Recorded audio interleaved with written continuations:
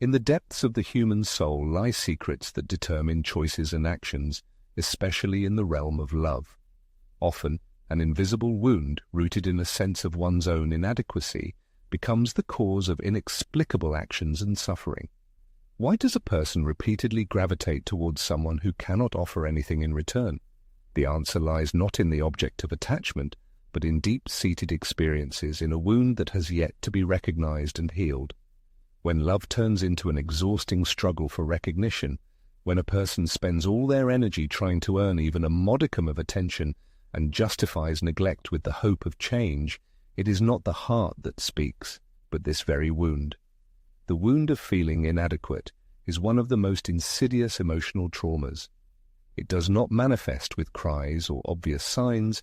It is difficult to recognize, but it determines every choice, every connection, and every way of expressing and accepting love. Many women, driven by this wound, seek love not because of a lack of reason or understanding, but because of a deeply ingrained desire to prove their worth and right to love. This is the paradox. In striving to earn love, a person initially starts from a position of lack, thereby distancing themselves from what they desire. The renowned psychologist CarlJung once noted that unconscious aspects of our psyche tend to repeat themselves in our lives, as if by predetermined fate.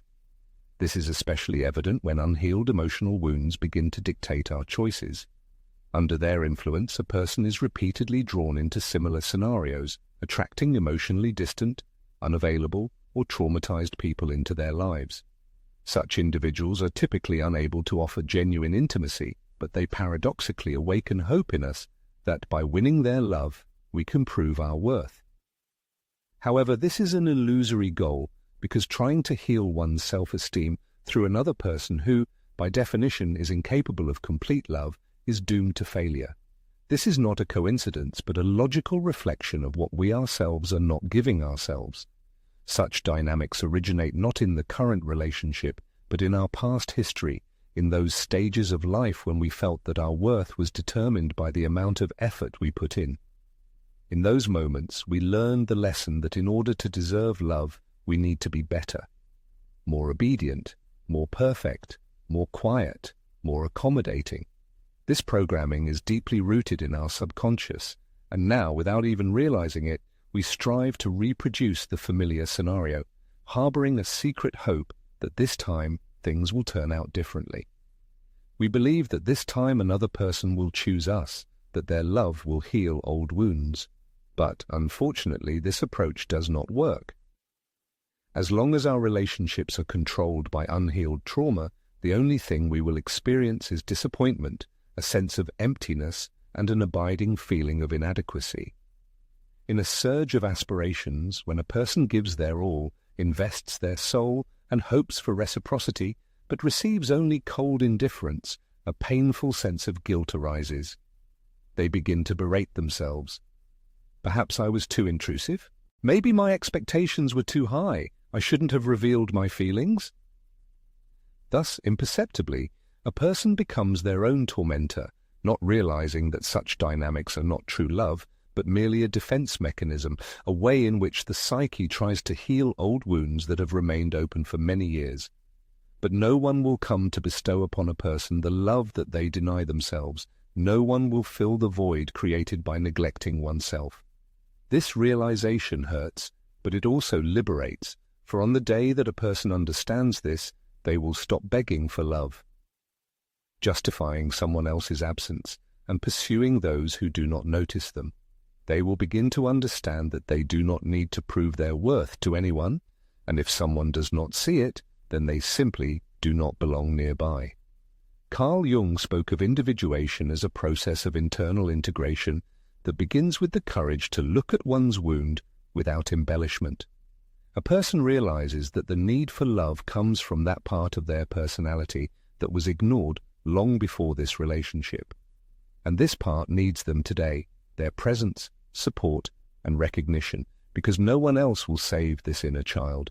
No one will love her instead of them.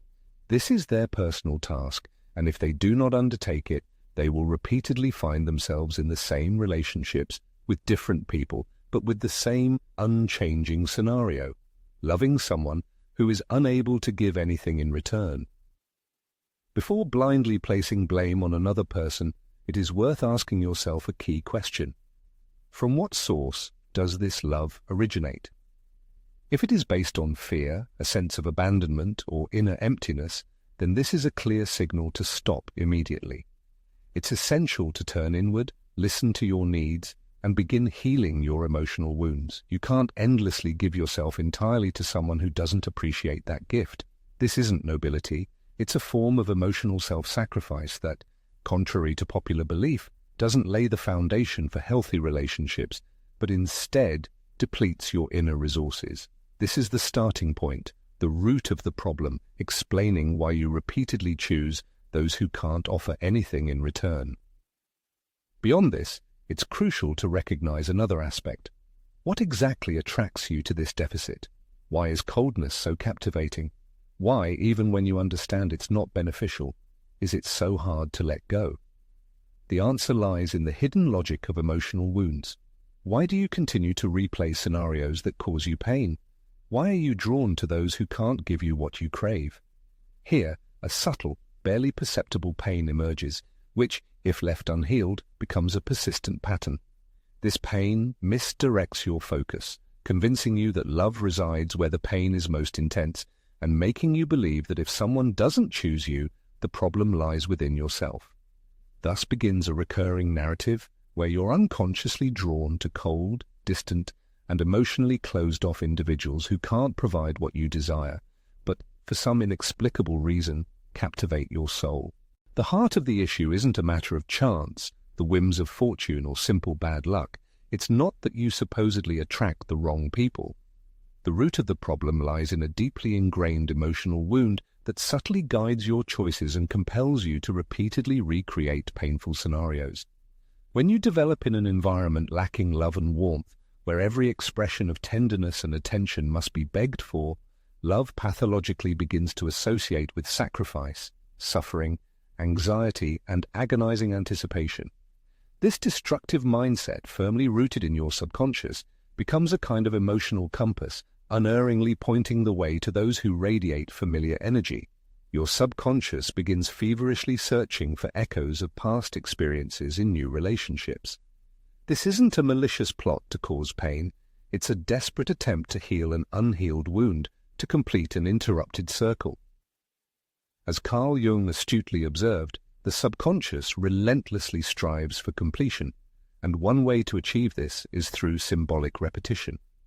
You unconsciously seek someone who will make you relive the feelings experienced with the person who inflicted deep emotional trauma, naively hoping that this time the ending will be different. And here lies the root of self-deception. There's a common misconception that you can awaken love in a heart that seems incapable of loving. The hero or heroine of this drama encounters a person shrouded in emotional detachment, someone whose behavior fluctuates between warmth and coldness, between attention and complete disregard. Instead of retreating, an internal force rooted in the past, like an anchor, prevents escape. This ancient, hidden and painful voice whispers, "If you can win their favor this time, it will prove your worth. If you can earn the love of someone so reminiscent of the source of your old wound, you will feel complete." However, contrary to expectations, the coveted love doesn't materialize. You remain in limbo, waiting, enduring hardships, finding excuses, and convincing yourself that you're fighting for something meaningful. In reality, you're repeating a traumatic experience. Because this wound originated from a feeling of inadequacy, a painful sense of comfort arises in a situation of absence, where there's no reciprocity, where everything is given freely, and in return, you receive only meager crumbs. Gradually, you develop the ability to be content with little, building castles in the air from illusions based on minor gestures, a fleeting message, a fleeting glance, a fleeting memory. The mind assumes the role of architect, completing the missing details. The heart clings to promises that were never spoken aloud, to possibilities that will never materialize. The most painful aspect of this situation is that when someone genuinely kind appears on the horizon, Someone who sees, values, and cares without demanding anything in return or diminishing your worth, you feel uncomfortable. Such behavior seems bland, too perfect, unreal, and, as a result, is rejected. The reason lies in the fact that a deep emotional wound prevents you from recognizing the true expression of love. Historically, love has been associated with a continuous struggle, the need for self-sacrifice, and a constant sense of anxiety. The absence of drama in a relationship destabilizes the entire system of perception. This is not love in its purest form, but rather a familiar form of emotional trauma. The body becomes accustomed to existing in a state of heightened anxiety, constantly expecting disappointment and fearing rejection. Paradoxically, a person feels more alive in a relationship that causes suffering, as pain becomes a kind of comfort zone. It is at this moment that a destructive pattern of behavior manifests itself. Each rejection activates an old emotional wound, reminding one of the part of themselves that once lacked attention and recognition, that had to fight for every ounce of love. This part of the personality is still alive and desperately seeking someone who will finally say, "I choose you, I love you, I see you." However, the search for this recognition is not conducted in the right places or with the right people, who are unable to give what is truly needed. As a result, the cycle repeats itself over and over again. Love turns into a grueling battle in which one inevitably suffers defeat, as the price of this battle is self-esteem, life energy, and peace of mind. There comes a turning point when a person is lost in conjecture, trying to understand whether they are desperately fighting to preserve love or simply repeating a painful scenario of rejection. It is at this moment that awareness comes to the rescue, because as long as the deep emotional wound remains hidden in the shadows, it continues to influence the choice of romantic partners, skillfully masking the dependence on love. A person begins to mistakenly believe that the root of the problem lies within themselves, while the true need is to heal that part of the personality that has learned that suffering is an indispensable condition for experiencing love. Instead of hoping for a change in another person, it is necessary to awaken and recognize this destructive pattern. It is important to realize that love dictated by a sense of lack and deficiency will never bring the desired completeness and satisfaction, but will only exacerbate the feeling of inner emptiness. The truth is that everyone deserves a completely different experience, but in order to find it, it is necessary to stop pursuing what is known to be incapable of bringing happiness. This involves self-deception and emotional justification of unacceptable situations dictated by the fear of being abandoned. When it comes to toxic or unequal relationships, there is one important aspect that is often overlooked. Most people stay in them not because they do not have the opportunity to leave, but because they have created an entire story designed to justify everything that is unjustifiable. This is a cunning mechanism of psychological defense called emotional self-deception, which allows one to skillfully avoid confronting painful experiences. In a situation where a person is in a relationship that is unsatisfying and causes feelings of insignificance, confusion, exploitation, or inadequacy, an internal conflict arises. One part of the personality recognizes the destructive nature of the connection, while the other, the most vulnerable, begins to create an alternative interpretation of what is happening. The process of justifying the negative behavior of the partner is launched. He behaves this way because of past suffering. I understand him, so what is happening does not bother me that much. He is just afraid to love, but deep down he loves me, even if he doesn't know how to express it. Thus, a person imperceptibly begins to live in a world of illusions, replacing reality with their own fantasies. A narrative is built in which cruel treatment is transformed into a manifestation of sensitivity, coldness is explained by past trauma, indifference is attributed to fear of love, and instability is passed off as emotional depth. This position may seem noble, loving, and full of compassion, but in reality it is dictated by fear. It is a flight from the painful truth, an attempt to maintain the illusion of well-being instead of recognizing the destructiveness of the relationship and facing the need for change.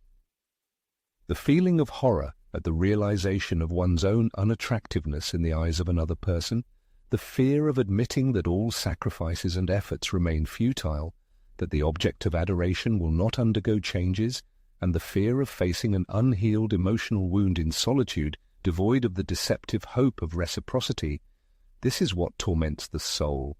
It is most painful to lose not the person themselves, but the illusion created by them, the fictional story designed to justify the unwillingness to see the truth. In a desperate attempt to preserve this illusion, a person loses themselves.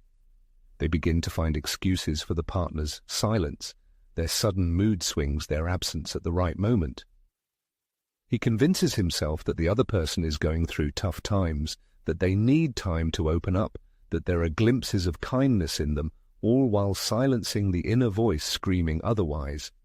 But what's really happening? He's turning his own emotional wounds into excuses to endure the unbearable. He uses compassion as a shield to avoid facing the reality of abandonment and feeling unwanted, because if he were to face the truth, to acknowledge the exploitation, the lack of love and reciprocity, he would have to leave, let go, and set boundaries. And that, in turn, activates the deepest wound, the wound of inadequacy, the wound that whispers, "If I leave, no one will ever truly love me." A wound that makes him doubt his own needs and desires. Maybe I'm asking for too much. He tends to choose the path of least resistance for his psyche, resorting to self-deception. However, this strategy only brings temporary relief. Sooner or later, the body begins to send signals, anxiety increases, sleep becomes restless, and the reflection in the mirror ceases to be familiar. A moment comes when he realizes that his world is centered around someone who doesn't reciprocate. This discovery is a crushing blow because, in addition to the pain of an unhappy relationship, there's the bitterness of betrayal towards himself. He deceives himself, suppresses his personality, convinces himself that patience is an expression of love. He becomes a master of forgiveness, even when forgiveness isn't asked for, driven by the fear of loneliness and abandonment. But this fear isn't a product of the current situation. Its roots lie in the distant past, in the first experiences of attachment when the need for closeness wasn't met. Back then, he felt invisible and believed in his own inferiority. He learned to be understanding, accommodating, undemanding, able to wait and adapt. And now he's reproducing this scenario. The old wound continues to bleed, convincing him that if he's patient, sensitive and loving enough, his partner will eventually change and give him what he deserves, but that won't happen. Love dictated by emotional trauma is love out of need, not out of self-love. And the people who enter such a person's life aren't meant to heal their wounds. They only reflect them, demonstrating with ruthless clarity what hasn't yet been worked through and healed within oneself. As a result, history repeats itself again and again, and despite the changing cast of characters, the essence remains the same oppressive feeling of emptiness, the same heart-wrenching longing when there's no response, and the same naive hope when the slightest sign of attention appears. Months, years, and sometimes even decades pass in fruitless anticipation of the imagined fairy tale becoming a reality. But a miracle doesn't happen because from the beginning it wasn't love, but merely a reflection of one's own fears and complexes. And the bravest act one can commit to is not to continue the pointless waiting, but to bravely face one's painful experiences, to admit that all this time one has been deceiving oneself, finding excuses for the inexcusable, simply because one was afraid to lose this fragile illusion. It's from this moment that true transformation begins. When one stops deceiving oneself, when one chooses to see reality as it is, even if it hurts. When one begins to defend one's own dignity, not one's obsessive needs. This isn't an easy path, full of doubts and hesitations, but it's absolutely necessary because no radical changes are possible without an honest look at the truth, and sometimes the most brutal truth becomes the most powerful, liberating factor. Replaying traumatic experiences, how childhood emotional wounds echo pain time and again. Often after a painful breakup or entering a relationship that brings only emptiness, the question arises, how did it happen that I'm experiencing something similar again? And it's not just the pain of what has been experienced that torments, but also the realization that despite all the promises to oneself not to repeat mistakes, the choice once again fell on a familiar scenario. This isn't a coincidence, but an unconscious mechanism, so deeply rooted that it's impossible to break it with willpower alone. Carl Jung aptly noted, "What isn't made conscious becomes fate." This is what happens with unhealed emotional wounds. They don't freeze in anticipation, they don't disappear without a trace, but they manifest again and again, disguising themselves and finding reflection in the way one loves, builds relationships, and surrenders to feelings until one faces them, acknowledges their existence, accepts them, and transforms them. If a wound, whether it's a feeling of abandonment, rejection, humiliation, betrayal, or lovelessness, remains trapped in childhood memories, this negative energy becomes firmly etched into the emotional system like an internal map. The person then begins to recreate painful situations, not out of a desire to suffer, but because the soul needs to complete what was left unfinished. This search occurs in close relationships as they create the ideal environment for the subconscious to play out its unresolved dramas. It is in those areas of life where a person is most open and vulnerable, where they give themselves completely to feelings and experiences, that their old emotional wounds make themselves known with the greatest force. This is why irrational, all-consuming infatuations sometimes occur when it seems that the person met is destiny itself, a long-awaited soulmate, a kindred spirit from past lives.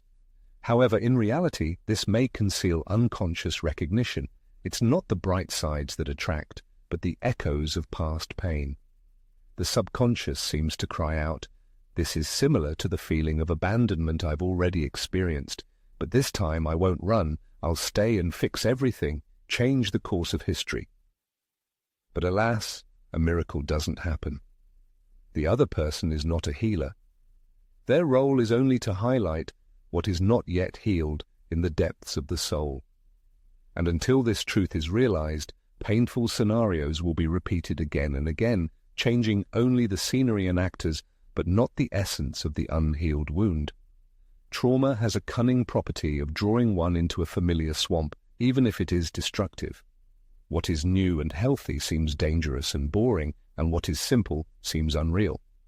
A body accustomed to surviving in a raging storm becomes lost in a quiet harbor, experiencing anxiety and emptiness. This is the manifestation of an unhealed emotional trauma.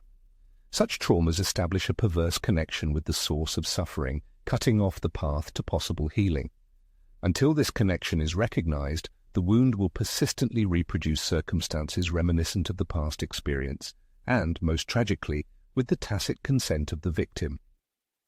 A person will find excuses, defend, and support this connection, mistakenly taking it for a manifestation of love.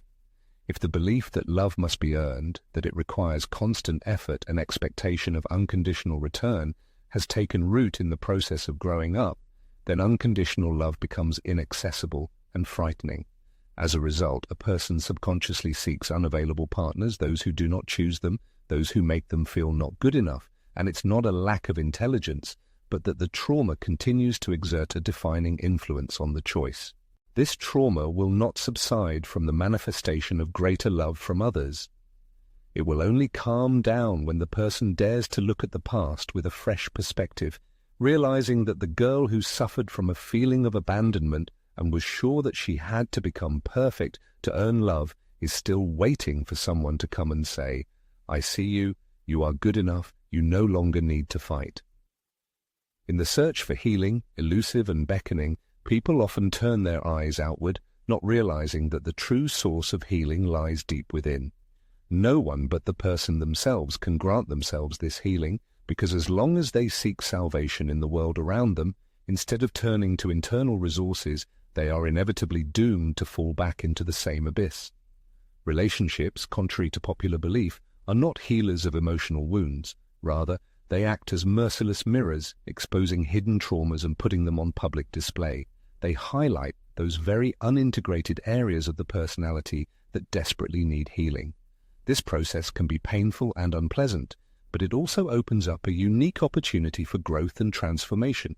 Each time a person faces recurring pain, they are faced with a choice, either to plunge even deeper into the abyss of suffering or to use this experience as a starting point on the path to genuine healing.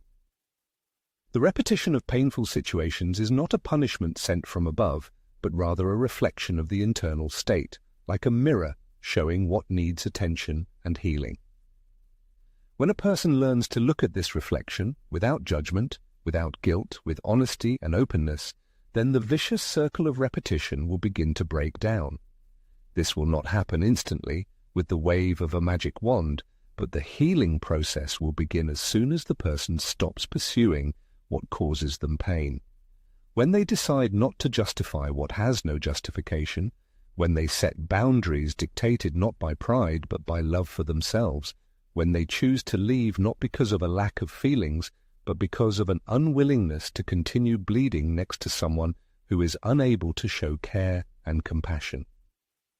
True awakening begins the moment a woman with sincere compassion for her emotional wounds realizes she can no longer remain in a relationship devoid of reciprocity.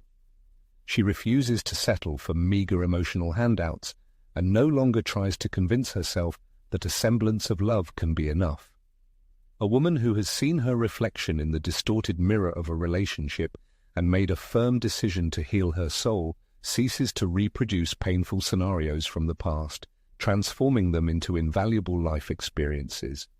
From that moment on, she begins to build relationships on new principles, guided not by neediness and lack, but by conscious choice and maturity.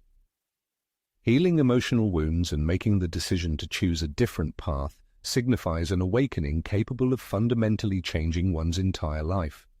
In the destiny of every woman whose love has been dictated by emotional trauma, there comes a pivotal moment when something within her cracks, but it happens differently than before. It is no longer a fall into the abyss of despair, but rather a fissure through which light breaks through, an internal rupture that does not destroy, but opens new horizons, allowing her to see the truth, recognize her true feelings, and open her soul to new possibilities. And although this moment can be painful, accompanied by tears and fear, something deep inside appears that will no longer allow her to return to her former state. This moment arrives when a woman can no longer sustain the lie she has surrounded herself with for so long. It comes when a person realizes they can no longer tolerate a situation where their feelings and needs are ignored, when they tire of futile attempts to achieve reciprocity from someone who does not value them. Even if love still flickers in their heart, they make the difficult decision to leave, to let go, to put themselves first, despite the emotional pain and inner trembling. This moment becomes a point of awakening, a step that no one can take for them. Healing emotional wounds is not an instant miracle and not a direct path to recovery. It does not mean that one morning a person wakes up and feels completely happy. Healing is a process that is deep, complex, and real. It requires an honest conversation with oneself, an acknowledgement of past mistakes and delusions.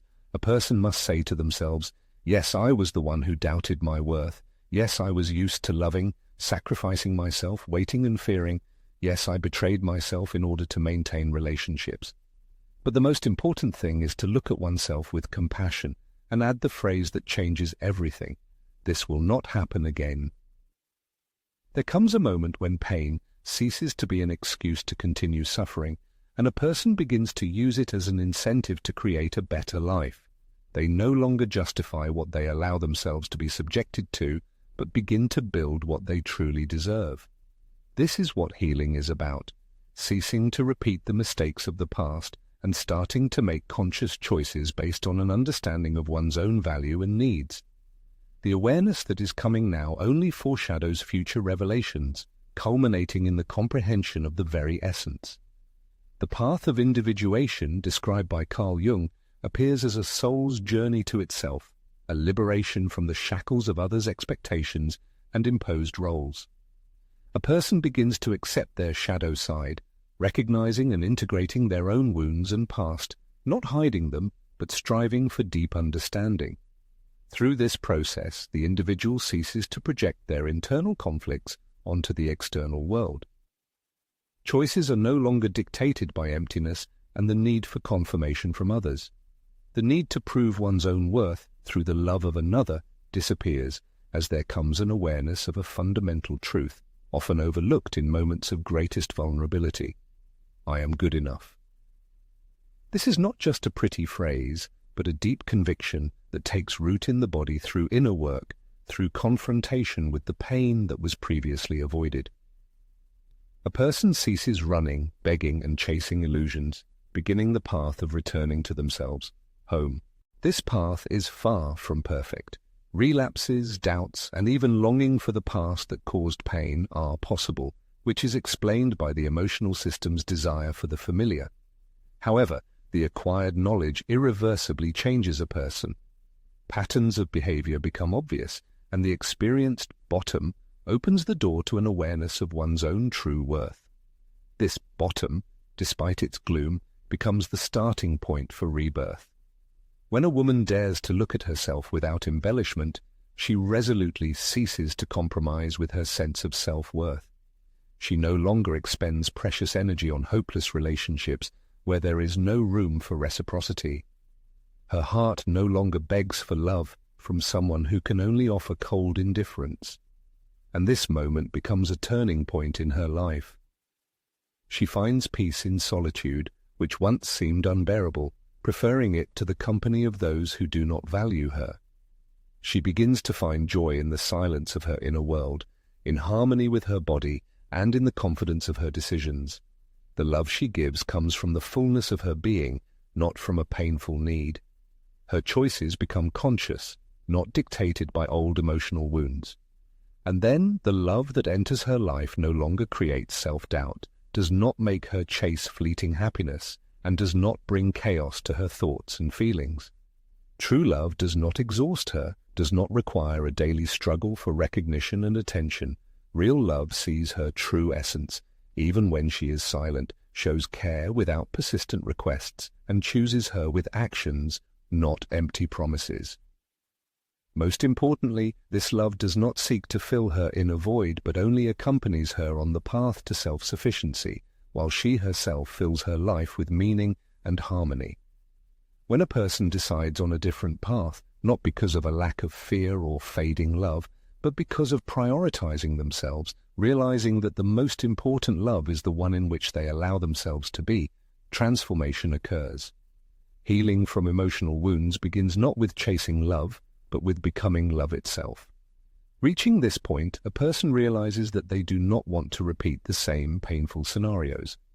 Now it is clear, personal history does not end at the point of injury, but begins where the decision is made to stop perpetuating it with each subsequent choice.